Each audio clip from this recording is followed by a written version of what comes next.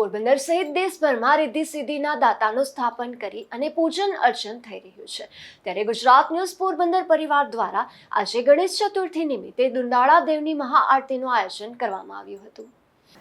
આજે ગણેશ ચતુર્થીના દિવસથી ગણપતિ મહોત્સવનો પ્રારંભ થાય છે અને ઠેર ઠેર દુંડાળા દેવને રીઝવવા પ્રયાસ થાય છે। ગણેશ ભક્તો ગણપતિ મંદિરથી લઈ પંડાલો સુધીના અનેક સ્થળો પર વિઘ્નહર્તા દેવની આરાધના કરતા નજરે ચડતા હોય છે ત્યારે આજે જીટીપીએલ અને ગુજરાત ન્યૂઝ પોરબંદર પરિવાર દ્વારા પણ મેનેજિંગ ડાયરેક્ટર રાજભા જેઠવાની સૂચનાથી જીટીપીએલ હાઉસ ખાતે સ્થાપિત ગજાનન મહારાજની મહાઆરતીનું આયોજન કરવામાં આવ્યું હતું, જેમાં ટીસાવાડા અને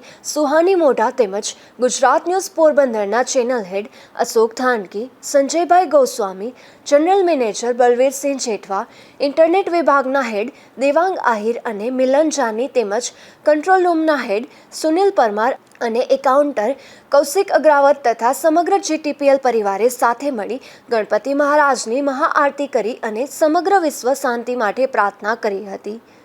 દીપક મોઢા સાથે આનંદ થાનકી, ગુજરાત ન્યૂઝ પોરબંદર।